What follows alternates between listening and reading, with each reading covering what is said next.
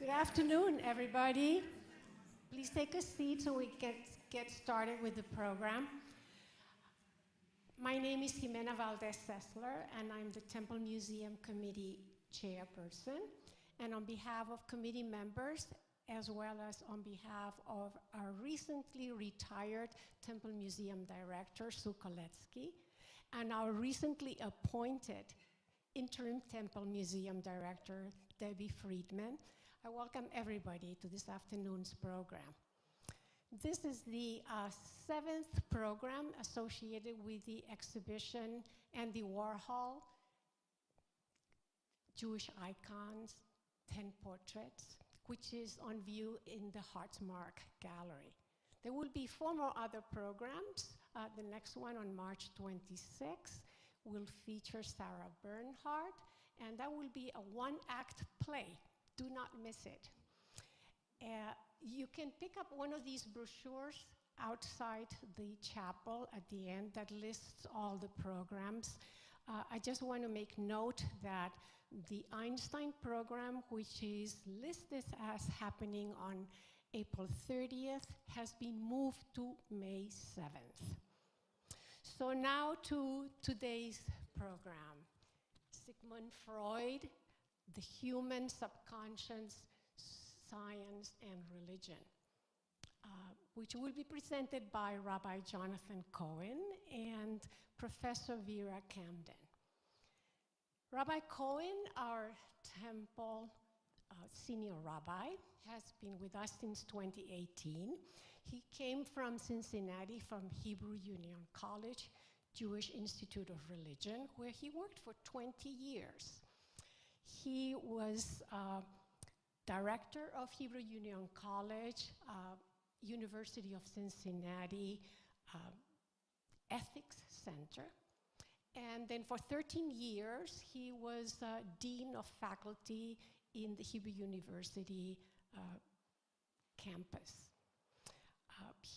Holding a doctorate in law from Liverpool University in England, he is not only our religious leader, but he's an accomplished scholar and a wonderful educator. I want to thank Jane Rothstein for helping us engage the second speaker, Professor Vera Camden, who is an emeritus professor of English at Kent State University and an associate clinical professor of psychiatry at Case Western Reserve University.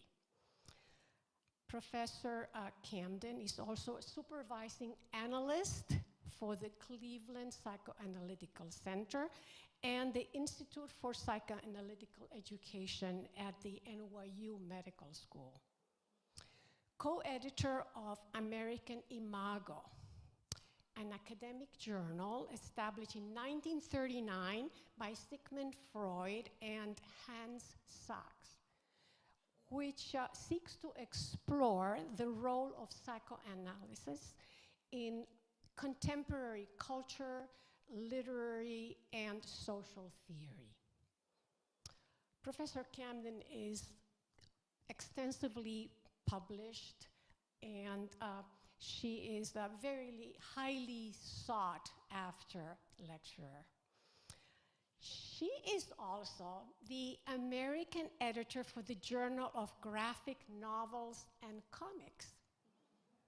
Another interesting and fun aspect of her career. So I'm happy to introduce this specialist in 17th century British literature, psychoanalysis, and comics. Please take it over. Thank you so much for this. Thank you. Thank you for this lovely introduction. I will be brief. I will only share a few words of context right now and really hand it over to Professor Camden because I'm so eager to hear what you have to say. But let me start out by saying a few words by way of setting the frame, setting some context. In the early part of the 16th century, there were 12 Jewish families in Vienna. the city of Vienna was really closed off to Jews. There were virtually no Jewish families in Vienna. The Jewish presence in Vienna grew more than 150 years later in the context of what became the Austro-Hungarian Ottoman Wars. And actually the first larger community, Jewish community in Vienna to form was the Sephardi Jewish community, which was a community of Ottoman Jews who moved to Vienna. To give you an idea, just a sense of where things moved in Vienna, it was only in 1850 that there were approximately 2,500 Jews in the whole of Vienna. It's only in the 1860s, in 1867, that the Jews of Vienna are emancipated, along with the other Jews of the Austro-Hungarian Empire. In 1867, when that Habsburgian Austro-Hungarian Empire becomes a constitutional monarchy, and when it becomes divided between Austria and Hungary, these two parts, when its borders extend in the middle of the 19th century, the Austro-Hungarian Empire now includes territories that border on the one hand on the Ukraine and Russia, and include some of what today is Ukrainian territory, including some of Poland, Hungary, Romania, Slovakia, Slovenia, the Czech Republic, parts of Italy, and Bohemia, which is disputed between Germany and the Czech Republic. For you to understand, between 1867 and 1917, a 40-year period, the population of that Austro-Hungarian Empire, the Jewish population of that Austro-Hungarian Empire, moves to cities as a consequence of that emancipation. We believe, there are no firm numbers, but we believe that at the opening at the start of World War I, there are 2.5 million Jews living within the Austro-Hungarian Empire. 2.5 million. There are more Jews living in the Austro-Hungarian Empire than there are living in the whole of the United States of America at that time. That population of 2,500 Jews in 1850 in Vienna, in the mid-1920s, is a population of over 200,000.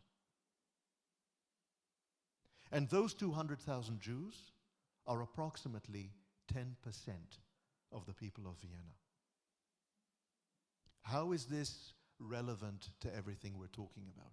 Not only are we talking about one of the most significant Jewish communities the world had ever seen in the context of one government, what effectively is the Austro-Hungarian Empire, but in terms of our collection of 10 icons produced by Warhol, Martin Buber, Franz Kafka, Sigmund Freud are all three products of this Austro-Hungarian Empire. Let alone so many other luminaries, artists, musicians, scientists, politicians, Theodor Herzl, the father of Zionism, who are products of this Austro-Hungarian Empire. Sigmund Freud is born in 1856. In 1867, the Jews of the Austro-Hungarian Empire are emancipated. His story, his life story, is the story of the emancipated Jews of the Austro-Hungarian Empire, of their move to cities, their move to Vienna, their move to academia, their move to the free professions, and eventually their contribution. The end of his life story is also the story of the end of that community. And effectively the end of the Jewry of what had been the Austro-Hungarian Empire. This is the frame I would like to set for us. And you will hear a little bit from me later. Professor Camden.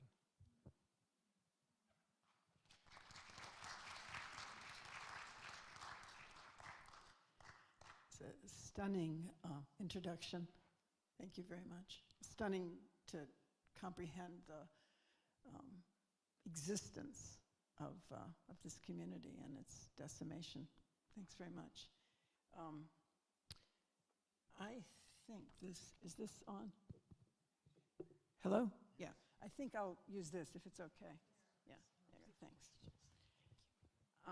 After almost 40 years of teaching, I'm constitutionally incapable of not climbing onto a podium, so I hope you'll forgive the formality of that.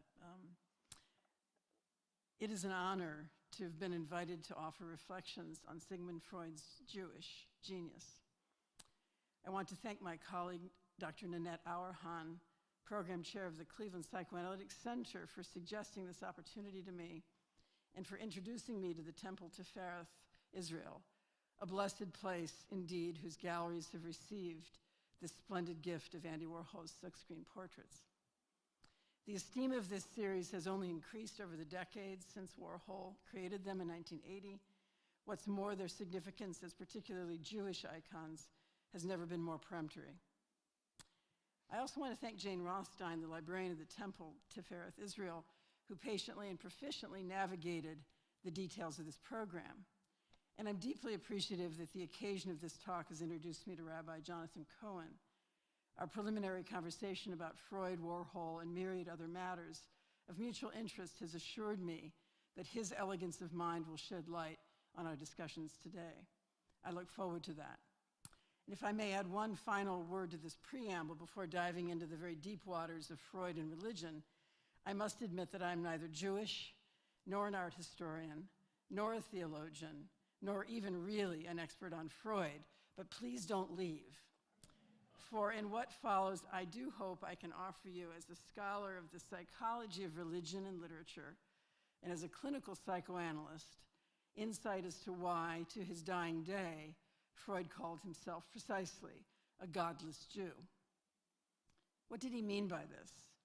Even as he straddles the turn of the century, his back to the Victorian era that fostered him and his face to the modern era, which in many ways he himself defines, Freud has indeed become, as the poet W.H. Auden proclaims, quote, no more a person now, but a whole climate of opinion. I want first to note that Warhol's portrait addresses Freud's genius, and as the title of my talk emphasizes, his work asks us to consider the specifically Jewish nature of this great man's life's work, which changed the world in ways that were not always celebrated. Of this he was quite aware.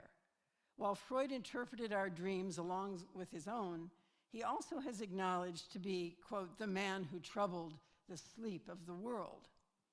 And he himself was to announce when he visited the United States for the first and only time to deliver the Clark University lectures in 1909 that the unsuspecting Americans did not know that he was bringing them the plague. He, of course, at that time understood this quip to mean that his project will reveal to unsuspecting audiences the revelations of the sexual origin of human neuroses, thus disturbing the sleep of the world. He could not have known what the future held, that a political pestilence would in the coming decades of his lifetime bring the death of millions across the world, and that the very New York harbor he was now entering would soon enough become the safe haven for many of his fellow Jews, some of his friends and family who sought refuge from Nazi persecution and the earth-shattering disturbance of world peace.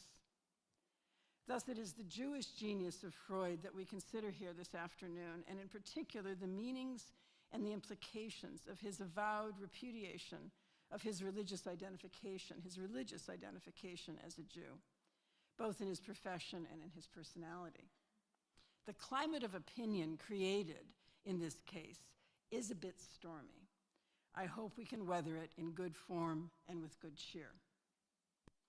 Let us first praise the genius of Andy Warhol in his conception of this series. For to take just the example of the Freud portrait alone, we note that the artistic rendering of Max Halberstadt's photographic portrait of Freud makes the scowling visage of the penetrating psychoanalyst pop in bold and modern magnificence.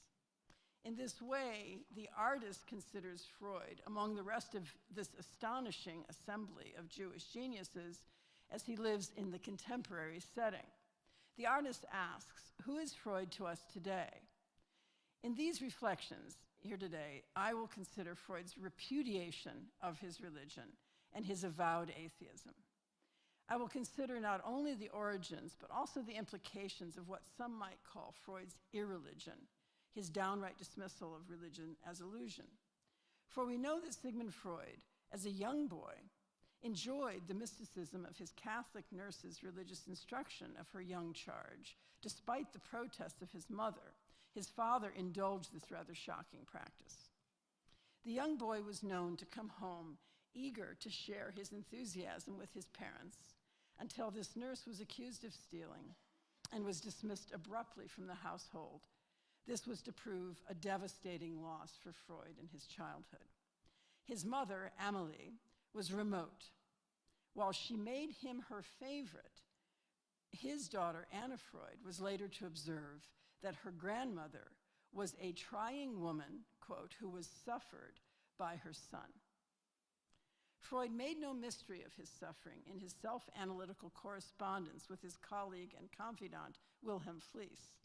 Freud identifies the nurse of his infancy, an elderly, kind woman, to be his prime originator, who told him about God Almighty and awakened both his sexual and religious sensibilities in her care. He remarks in a letter to Fliess that if the scenes which lie at the bottom of his psychic life, what he calls his hysteria, emerge in his self-analysis, then, as he puts it, I shall be grateful to the memory of that old woman who provided me at such an early age with the means for living and going on living. It's quite a thing to say, that she provided him with the means for living and for going on living. Of this letter that Freud wrote to Fliess, psychoanalyst and biographer of Freud, Anna Maria Rizzuto, remarks that the departure of his nurse in Freud's early life was devastating. Quote, he lost the woman, the sexual excitement, and the church going all at once. Yet, as biographers point out, young Freud's passion for religious instruction did not cease with the termination of his nurse, for he went on to study the family's Philipson Bible with his father, who was, like his nurse, religious and very kindly. Father and son were known to pore endlessly over the illustrated pages of this holy book. Nevertheless, Freud went on to lose his religion once he became an independent young man. His lifelong search for truth, independence, and his own destiny made religion seem the stuff of dreams, of childhood, and frankly, a sign of weakness of mind and timidity of heart. He possessed throughout his career what has been called a missionary atheism that he well knew would be met with disapproval in his Jewish family and community. Freud at first censored his disregard for metaphysics. He said, we cannot say such a thing aloud, but I believe that one day metaphysics will be considered a nuisance, condemned as an abuse of thinking, a survival from the period of the religious Weltanschauung. He was little knowing, of course, that his secular perspective would soon prevail, certainly in psychoanalytic circles, where religious belief is often considered something to be analyzed, per Freud's instructions, a neurotic defense, an unresolved Oedipal fixation, or, as he would say, an illusion. What do we now make of this ardent atheist who refused the faith of his father because he felt compelled to face the truth of human denial of death and propagation of illusion. Throughout his career, Freud took up the problem of religion as he saw it in the texts such as Totem and Taboo, The Future of an Illusion, Civilization in its Discontents, and indeed, up until his dying day, for Freud produced the major work, Moses and Monotheism, written in the last year of his life when he was very sick, 1939, and it was published after his death.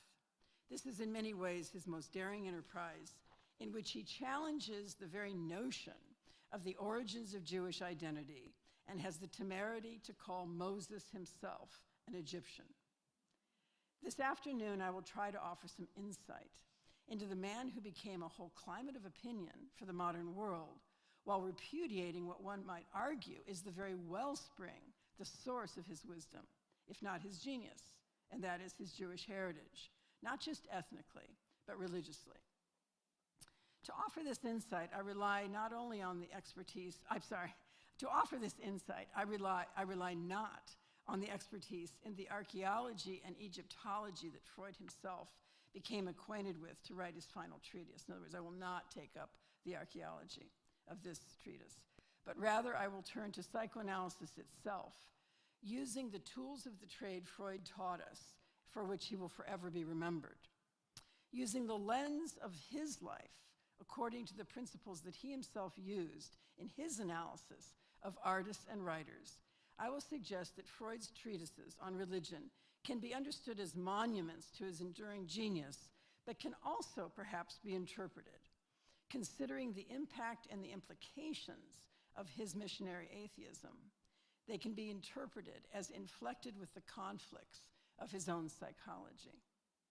I will conclude with further reflections on how these personal conflicts and convictions contributed to the final dramatic act of his life, namely his departure from Vienna amidst the storms of history. I will ask, why would this courageous truth-teller, who prided himself on stripping humankind of their foolish illusions, deny the gravity of the threat of the Nazis and resist the entreaties of his inner circle to leave Vienna, so much so that he barely made it out alive in the Annus Horribilis of 1938? Is there possibly some connection between his repudiation of religion and his resistance to facing the tragic truth of his own necessary displacement as a Jew? This next section I've called Ancient Gods and Cherished Antiquities, Freud the Collector. When Freud left Vienna in 1938, he panicked at the prospect that he would lose his cherished collection of more than 2,000 ancient Egyptian, Roman, Near Eastern, and Asian artifacts, collected from his vast international travel and offered as curated gifts from some of his patients and his admirers.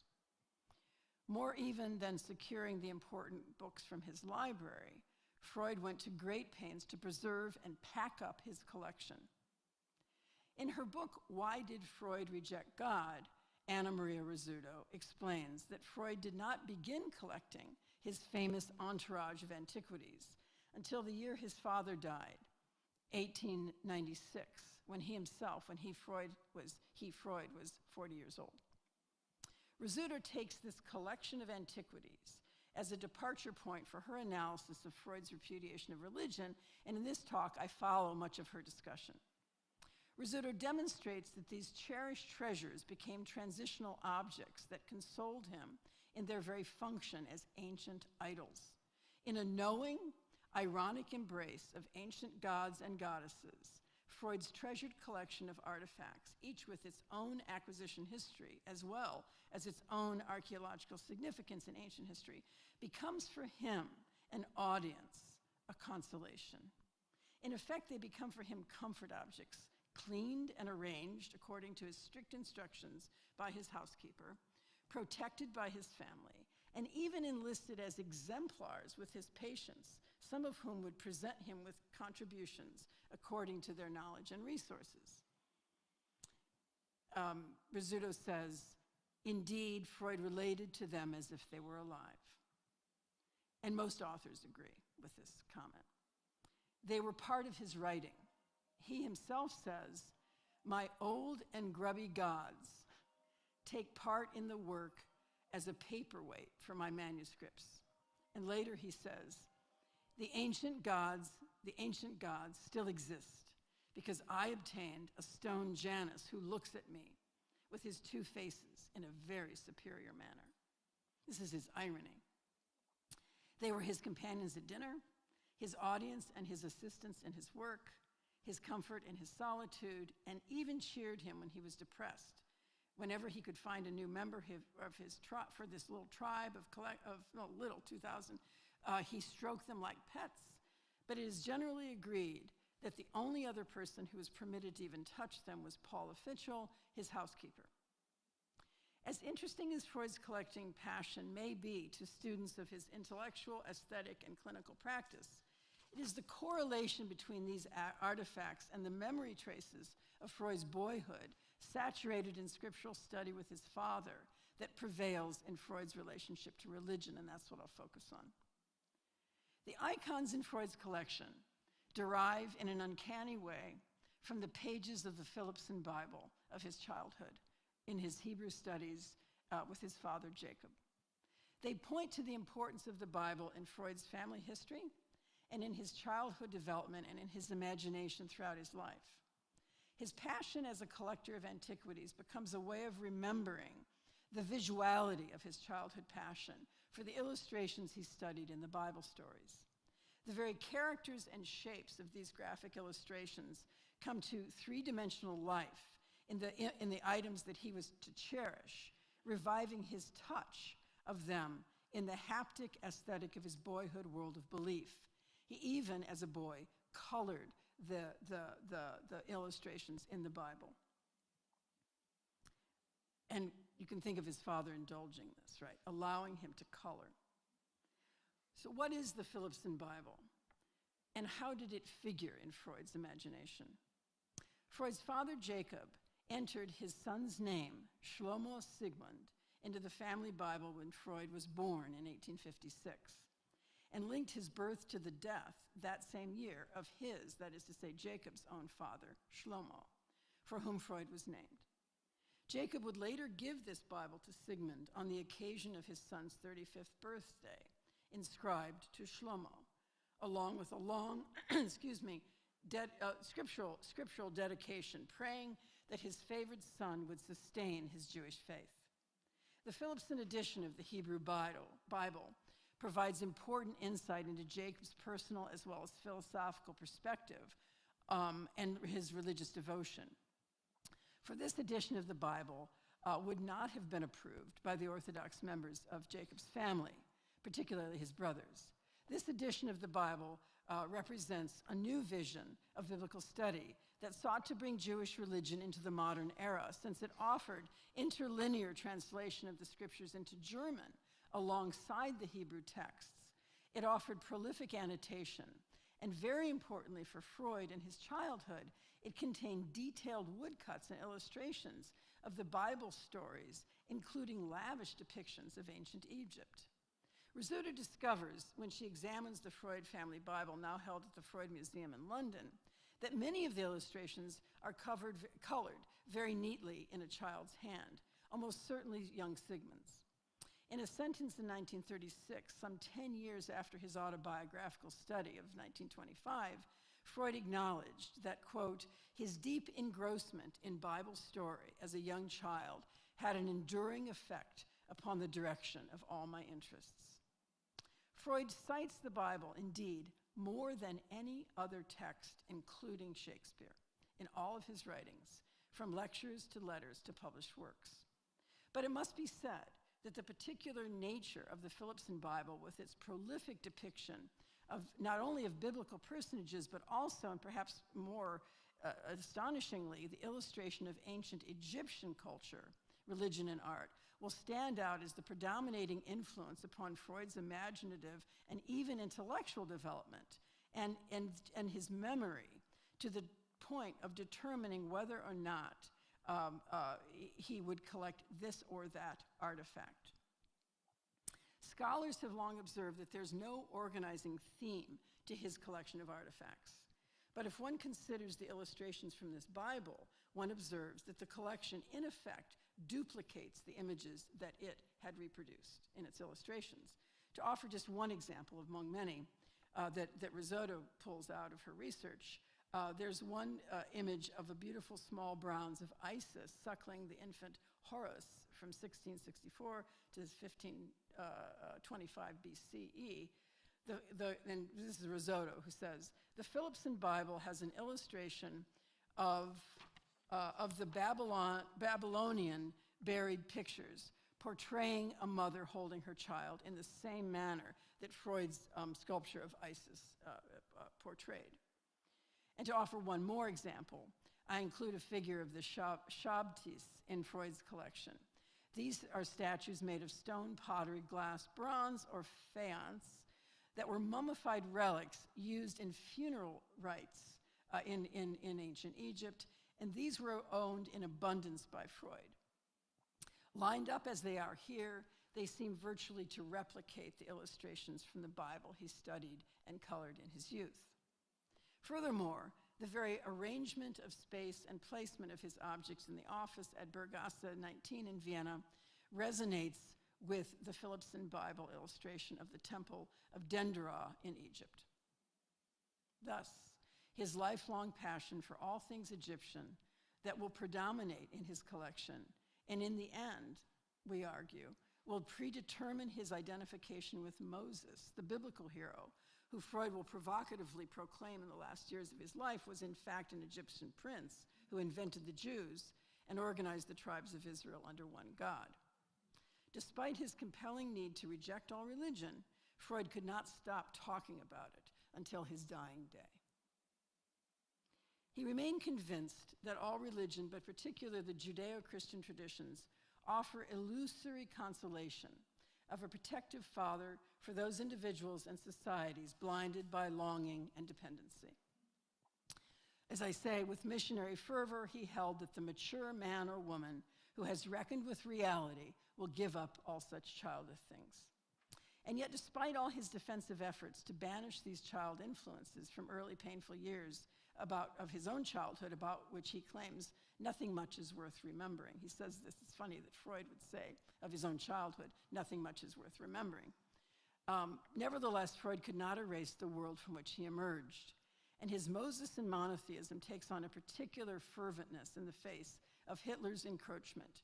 For in this treatise, Freud posits that the Jew is the invention of the Egyptian prince Moses, who seeks to free enslaved Jews from the persecution and abuse. In Freud's account, Moses is appalled by the bondage of the tribes of Israel and liberates them from idolatry and slavery as he leads them out of Egypt. Freud's most recent biographer, Joel Whitebook, offers the daring interpretation that when Freud thus celebrates Moses' monotheism and banishes the Israelites' idolatry in Egypt's flesh pots, he ends up banishing the whole realm of the female, insofar as women are associated with the realm of the senses. This is Whitebook's interpretation. Such a celebration of the heroic Moses allows Freud notoriously to denigrate anything that smacks of the female. This is Whitebook thinking that that this whole realm of this prehistory in Egypt is very feminine. In his theories, and to some extent in his practice, the associative cluster of the mother, feminine identity, and reproductive capacity, religious ecstasy and consolation, and remarkably, the frisson of musical pleasure and the oceanic merger offered by music are very much rejected by Freud. This is known in recent work on Freud, that he did very clearly sort of banish that whole realm of anything that had to do with surrender, music itself, oceanic feeling, anything that would sort of smack of sort of giving in to sentiment or feeling. This has been associated to what some feminist readings have said is Freud's sort of repudiation of the feminine altogether. What Whitebook is doing is saying this comes out very much in Mosian monotheism, because when he rejects the Egyptian idolatry, he ends up, according to Whitebook, rejecting that whole feminine realm. I'm going to go on to sort of critique that perspective, but just to explain it. White Book's explication of Moses and monotheism then rests on his recognition that Freud uses what is now recognized as an outdated archaeology to create a brilliant work that reveals his own conviction that in order to resist Hitler and the depiction of the Jews as weak, he would create in Moses, this is Freud, would create in Moses a hero whose monotheism liberated the Jews from idolatry and their pagan gods and offered them a transcendent, more spiritual form of faith that resisted carnality and inevitably resisted all female-associated contamination. In this masculinist monumentalizing of the force and freedom of his new version of Moses, Freud accomplishes again his wish for a universal integration of the Jew into the panoply of enlightened humanity that pays no respect to the division of race and also establishes an independence from the stereotypes that drive anti-Semitism. For White Book, such a move has a price, and that is the obliteration of the place of the feminine in ancient pagan world and a concomitant neglect of feminine sexuality in the psychoanalytic paradigm. So I'm going to cite White Book at length and then sort of try to pull back to these icons which seem to show something quite different, that Freud actually is venerating some of these early ancient gods. So White Book, I think, is probably on the wrong track here in some ways, but it's an interesting argument.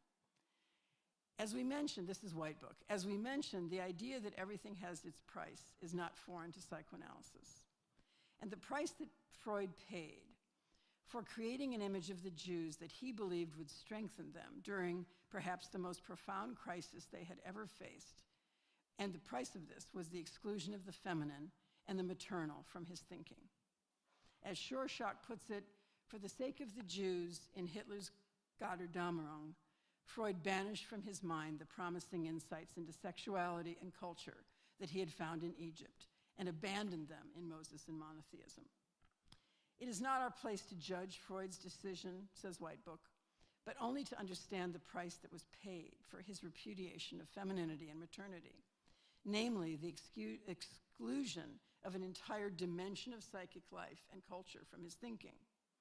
Those of us who arrived on the scene after the feminist critique of psychoanalysis, which in many respects dovetailed with the field's pre-Oedipal turn, are left with a particular task: to recoup that dimension and to use the resources that Freud, the ambivalent patriarch, provided us to critique the patriarchy.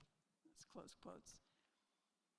While I admire White Book's biography and sympathize with the pre-Oedipal turn that the field of psychoanalysis has taken in recent decades, as it aspires to fill the gaps in the understanding of feminine sexuality and the patriarchy that Freud himself acknowledged was missing from his theories. I mean, this is where he famously said, "What do women want?" He acknowledged that he was completely baffled, by feminine sexuality. He said that the female analysts that came after him were going to have to take it up, that he had no understanding of it, and by consequence, you see in Freud's writing a really appalling neglect of the role of the mother.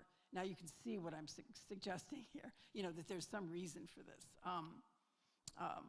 But White Book sees this recurring in Moses and monotheism as a kind of masculinist, need to create a Moses who denies all of the realm of the exotic, the female, whatever, and needs to have a very powerful hero to bring the Jews out of slavery.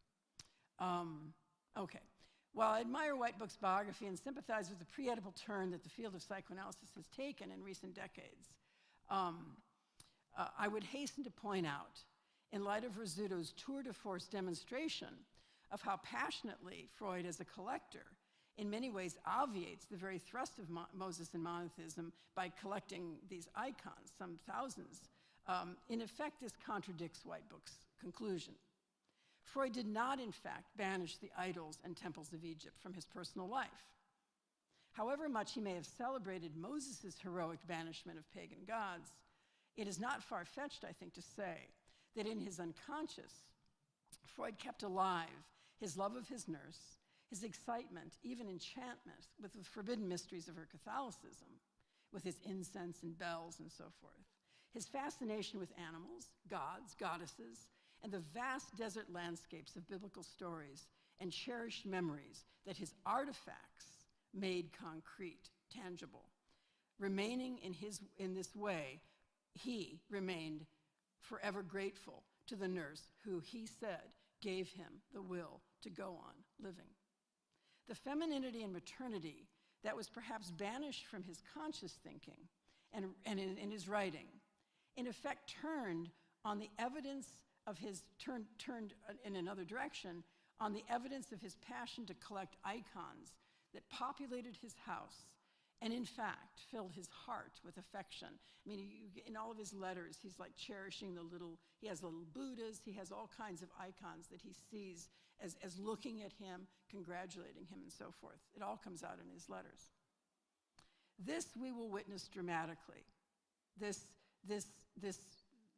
direction we will witness dramatically in the story of Freud's departure from Vienna in 1938 and his reunion with his favorite statue of Athena from his collection in Paris.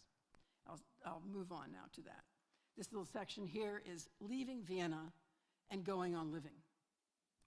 When Freud is forced reluctantly to leave Vienna in March of 1938, he was relieved that the Nazis did not confiscate his collection of antiquities, as the appraised value had been minimized by the museum director, who was sympathetic with him, minimized the value so that they were not attractive to the Nazis to confiscate.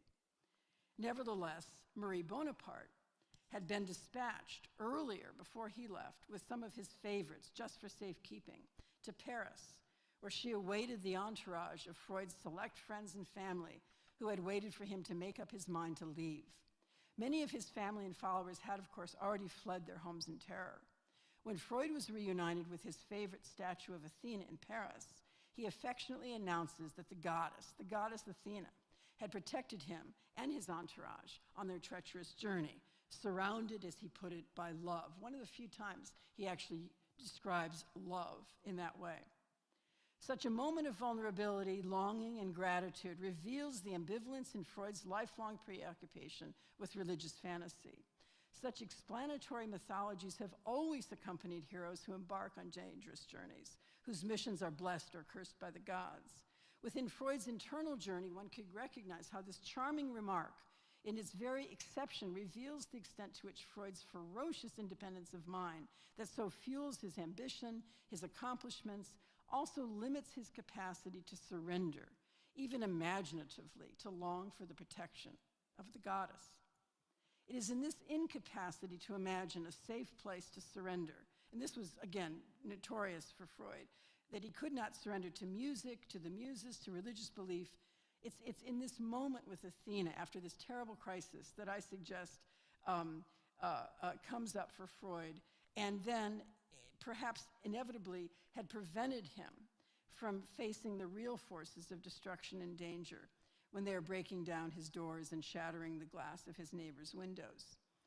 In a 1918 letter to Oskar Pfister, his close friend, who was also, interestingly, a Swiss pastor, Freud writes, he says, Freud, "I have found little that is good about human beings on the whole. In my experience, most of them are trash. No matter if they publicly subscribe to this or that ethical doctrine, or none at all." In a like admission to his friend Lou Andreas Salome, he writes, "I differ from pessimists only in that wicked, stupid, senseless things don't upset me, because I have accepted them from the beginning as part of what the world is made of." He goes on to say, with a kind of confident aplomb which would raise an eyebrow for any clinician who heard this from a patient, he says, "If we are to talk of ethics, I subscribe to a high ideal from which most human beings I have come across depart from most lamentably." It is perhaps hard for such a man who protests too much as to his own virtue to attend to the cautionary words of the prophet Isaiah, who might well reply, "All of your righteousness is as filthy rags." And I would argue it is hard for such a well-defended righteous man to admit when world-shattering destruction is at his door. Thus, Freud's famous pessimism about human nature somehow did not prepare him for the brutality of what he and his family faced with the rise of the Third Reich. Others have written searchingly about what prevented Freud, very late among his family and inner circle, to flee Vienna. What prevented him from facing the threat that loomed as the Nazis mounted their attacks on the Jews and on the democratic foundations of European society? As we consider Freud's refusal of religion, we may certainly ask, as psychoanalysts, was Freud's pessimism not only a psychological defense against childhood loss, that like all such neurotic constructions ultimately will break down, but also in the end, a narcissistic solution to abandonment? He, Freud, does not need protection. He does not need to surrender. Surely he will be made an exception. He is Freud. Was, that is, his repudiation of religious belief not so much a bold confrontation with childhood illusion as it was a romantic veneration of the promise of enlightenment, the secular society? Did he, despite his pessimism about human nature, somehow trust that surely in Vienna, this rampage, this episode of Kristallnacht, will pass over his house, for he is a man of genius and renown? Thus, in the face of radical evil, his psychological defense against the helplessness of a child abandoned by a nurse who was fired and left him without the will to go on living ended up leaving him helpless in the face of a reality far more devastating than his merely jaded view of human wickedness and stupidity. Did he, so close to the edge of true catastrophe, only reluctantly relinquish his conviction at heart that he and his inner circle would be saved because they were exemplars who drew deep from the wellspring of civilized human culture, art, and science? It was from these wellsprings, after all, that he told the poet H.D., not 2 years before the devastating evacuation from Vienna in 1938, that he had drawn his psychological discoveries and his deepest hope for mankind and the liberating impact of his clinical method from civilization itself.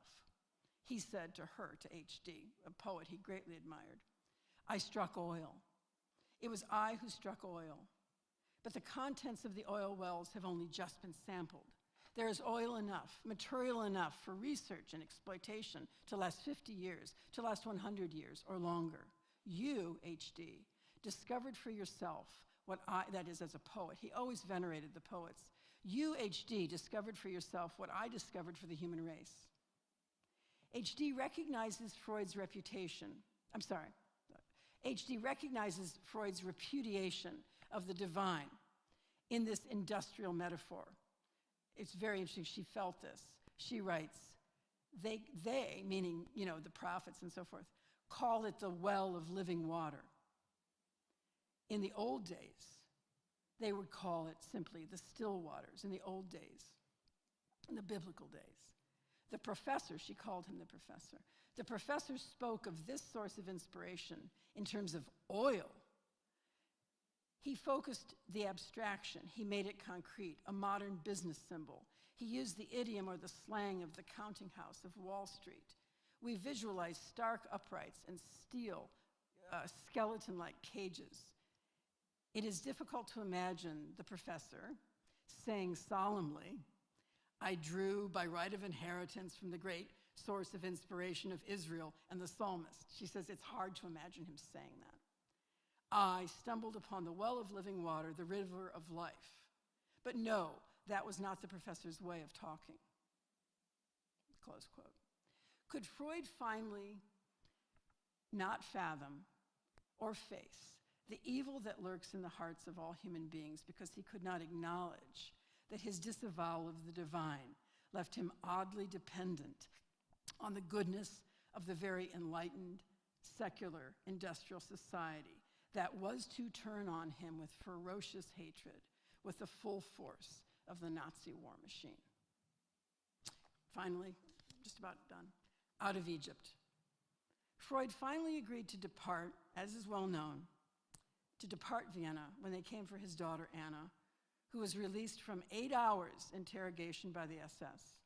She returned home only to gather her entourage that would assist her father's departure immediately. It is a stirring story and one that will never be forgotten, precisely because it will be told and retold, how this latter-day prophet, Freud, his jaw riddled with cancer, yet puffing away on his cigars, turned around in his final year in London to write perhaps his most daring masterpiece, Moses and Monotheism. For our purposes, what is important about Moses and Monotheism is its testimony to Freud's determination until the very end to refuse the consolation of religious faith, the comfort of a personal God, the privilege of election, or the hope of eternity. None of this will he concede. Even after he's been torn from Vienna and seen the collapse and betrayal of the beloved Western European culture that he wrongly thought would elevate him, the Jewish genius above the fray as a cosmopolitan, he continues to valorize the search for truth, never once analyzing his own denial of evil, even when the devil himself is staring him in the face. To the end, he clutched to himself his treasured icons, from whom he gained so much fugitive comfort as transitional objects to a long-departed nurse who gave him the energy to, as he puts it, go on living when he was but a child. But he would not turn to the God of his father, but rather, after the old man's death, gathered some 2,000 artifacts that he'd knowingly and ironically recognized as symbolic replication of the ancient gods, the abominations that Moses railed against the Israelites for adoring, and he clutched them to his breast. Freud's hard-nosed, scientifically based atheism augured a secularism of the world that he himself in many ways ushered in as the turn of the 20th century. But personally, he took comfort where he could. And it must be said that the cherished collection of artifacts were replicas of the very idols that Moses himself banished.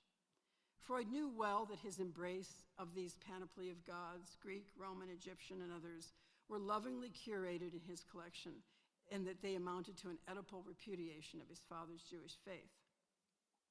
What Rizzuto and Whitebook concur is that Freud's neglect of the role of the mother and the power of the pre-Oedipal development is rooted in his traumatic loss of his boyhood nurse, the faith she fostered in him, and his eventual extension of this repudiation to include his Jewish faith. His veneration of Moses as liberator is entirely a celebration of his manhood and his masculinity. To the God of Abraham, Isaac, and Jacob, the name of his father, Freud's attitude to the end was non serviam. The transitional object in his collections, priceless pieces of evidence, says Rizzuto, uncannily point to repressed memory of childhood Bible study. They spoke to Freud of his memories of his nurse. His unconscious veneration of these idols replaced the voice of God. Call them louder, as the prophet Elijah says. Rizzuto posits that Freud repressed childhood memories of these graphic visual images, the Phillipson Bible, replete with renderings of Bible stories, are cultural touchstones to the death of his devout Jewish father. After Jacob's death, the grieving Freud commenced his quest for antiquities that propelled all his travels. Famously, Freud would return from holiday carrying a treasured icon placed in his office assembly, and in the case of HD, the impact of these images could not be overestimated. The father of psychoanalysis in recent years has been faulted for his flagrant neglect of the place of the mother and the pre-Oedipal. Just sort of cutting a little bit here. Freud's followers, from Sandra Ferenczi to Melanie Klein to D.W. Winnicott, and countless of his heirs have prolifically taken up the often admitted lacunae of in Freud's thought and practice of the female.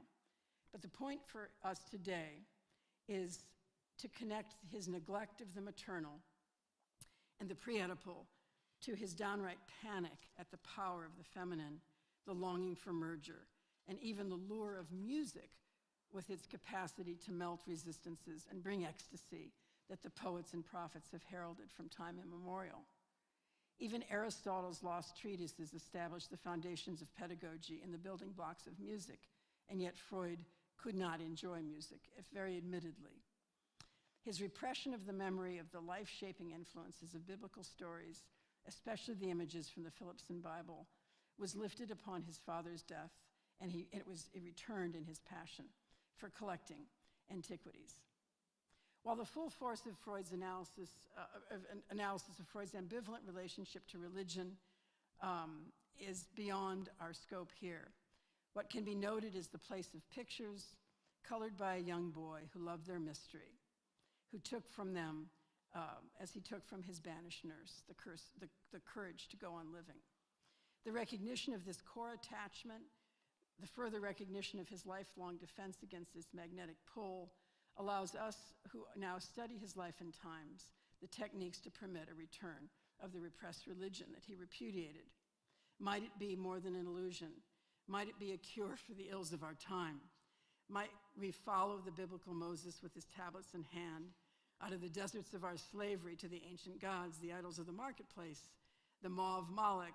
Might we follow these out to repudiate their power in our lives? Understanding the psychology of Freud's repudiation of religion by using the clinical tools that he himself gifted us is the enduring legacy that we can look at the pages of the Phillipson Bible with its pre-Holocaust hope and universalism, its veneration for the anchor of the scriptures, and its dramatic depiction of the Bible stories whose wisdom cannot be erased. Thank you for listening to a long lecture.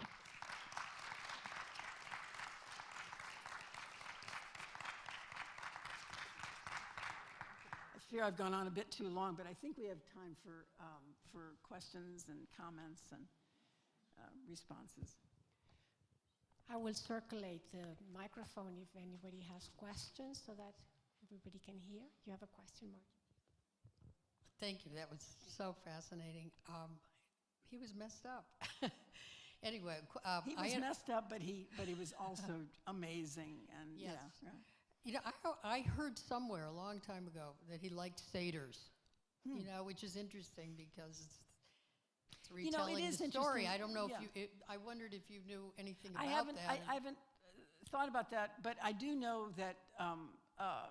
But that his wife said, because he would not allow the lighting of the candles, she said, this monster won't allow me to light the candles. So I don't know about the satyr. I'd have to look that up, but it's an interesting point. I wouldn't be surprised at all that he wanted to have that family time. I think if there's nothing else that you've taken from this, I think it's that there must have been this tremendous ambivalence in him. And so many of the heroines in the story are female, you know. That's all. Thank you so much. Yeah. Don't be shy. Any comments you might want to offer? Yes.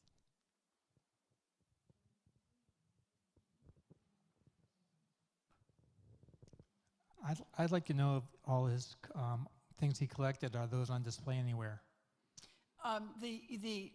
The antiquities, yeah, they're all collected. The ones that he got out, which is the majority of them, because as I say, they weren't confiscated, are at the Freud Museum in London, as is his family Phillipson Bible.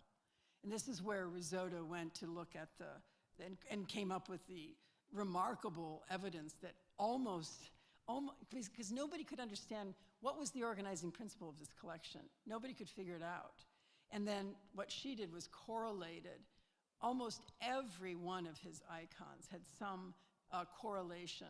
Well, at least the prehistoric replicas of the antiquities had some correlation to the Phillipson Bible illustrations. And whether this was conscious on his part, it's very possible that it really wasn't. But they're at the Freud Museum in London. Okay, back there.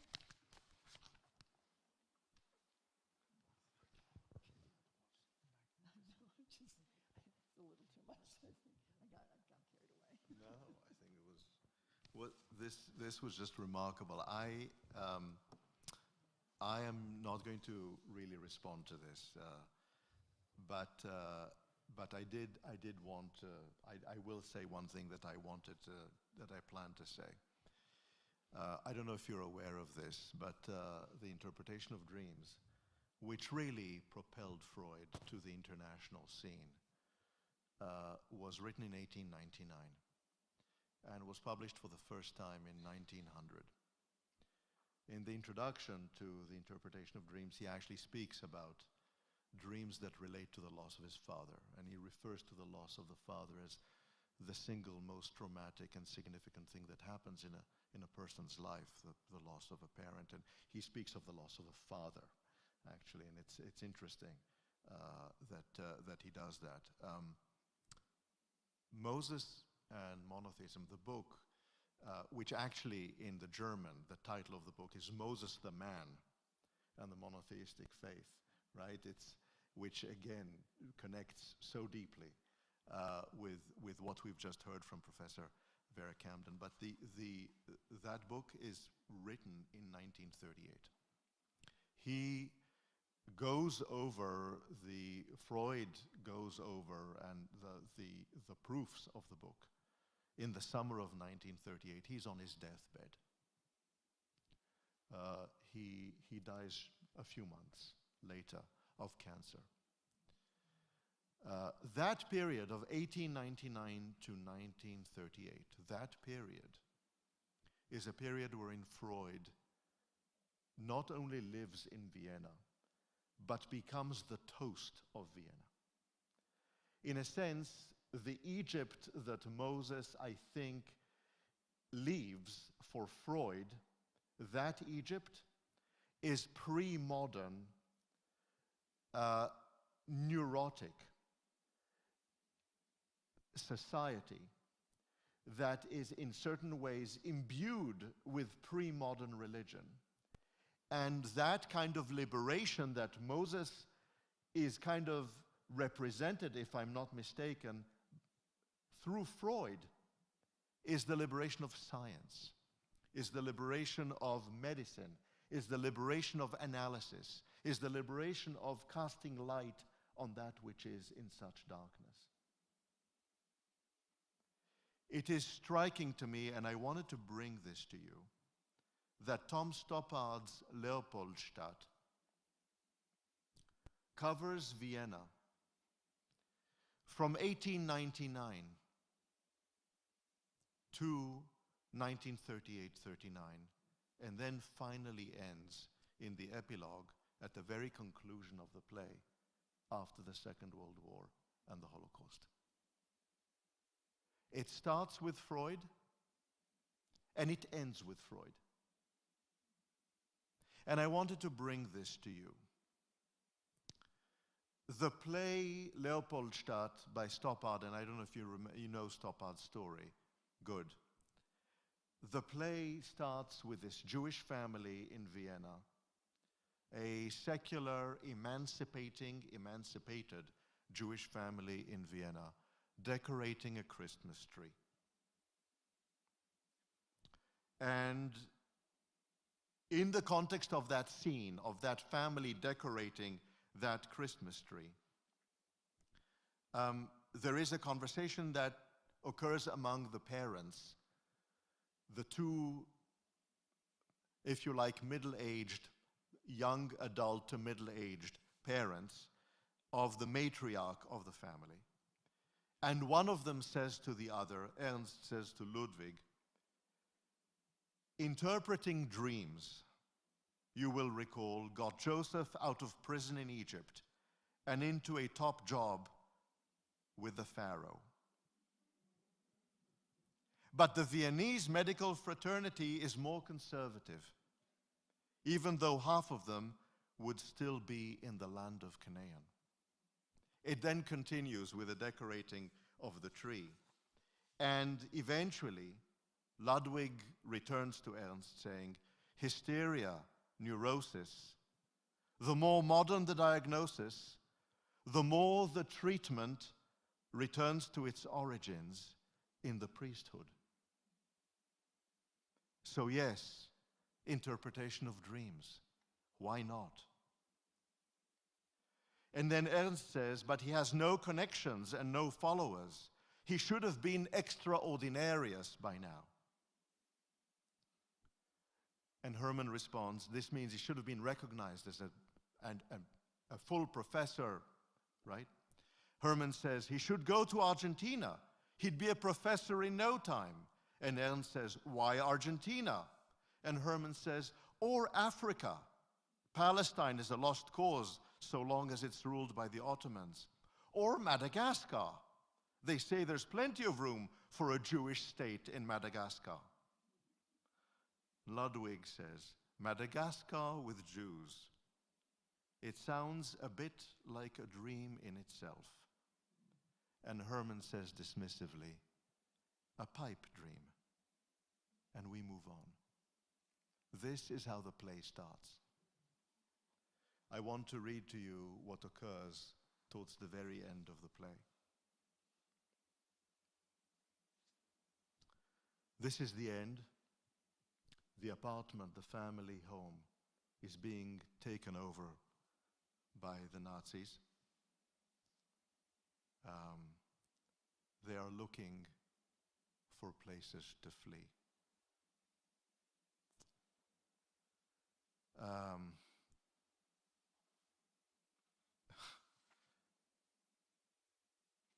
There is a scene here wherein a jacket is folded.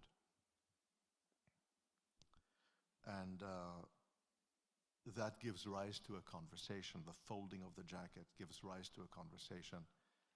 And I will read to you what another character here, Ernst, says. It's what they teach you at the school for butlers and valets, just started up. There's a rumor that the British consulate is going to let in Jews. The British consulate is going to let in Jews in domestic service because the army is taking what there was. And Percy says, but you're not a Jew. And Ernst says, married to that family. If they're giving visas, I'm prepared to consider it. And Eva says, I heard it was Nobel Prize winners that they're willing to admit. Ernst says, no, it's domestic servants and Sigmund Freud. Did you hear about that, Ludwig? And Ludwig says, what? Remember? And Ernst says, Dr. Freud has gone. Who? Dr. Freud. Gone. Ludwig says, he's dead? And Ernst says, no. He and his family got exit permits to England. I saw one of his patients at the butler school. Hysterical agoraphobia. We were laying a table together. Well, permit me to state that I thought Freud was onto something from the beginning. The evidence was there to see in the work of writers and artists. Ludwig, long shot now. Do you remember Klimt's philosophy painting? When it was exhibited in Paris, le goût juif, in other words, Jewish taste, the French said. And Ludwig says, I remember Paris very well. I danced with a girl who danced with Riemann. It ends here. And I want you to listen to the words here. The following part of the conversation by Ernst, and I'm not going to read all of it. We return to le goût juif, the Jewish taste of Klimt, presented in Paris. But God, it was all there. A dream is the fulfillment in disguise. A dream is the fulfillment in disguise of a suppressed wish. The rational is at the mercy of the irrational. Barbarism will not be eradicated by culture. The last time I saw Freud, says Ernst, the most profound man I know, I asked him, yes, but why the Jews? He said, I don't know, Ernst. I wasn't going to ask you, but why the Jews?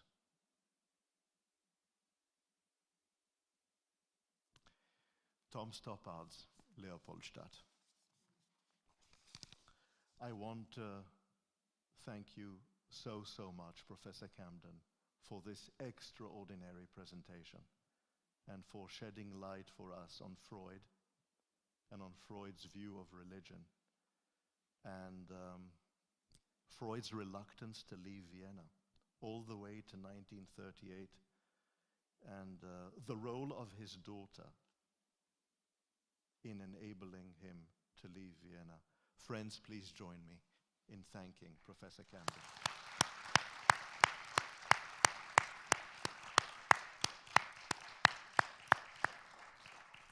Thank you so much.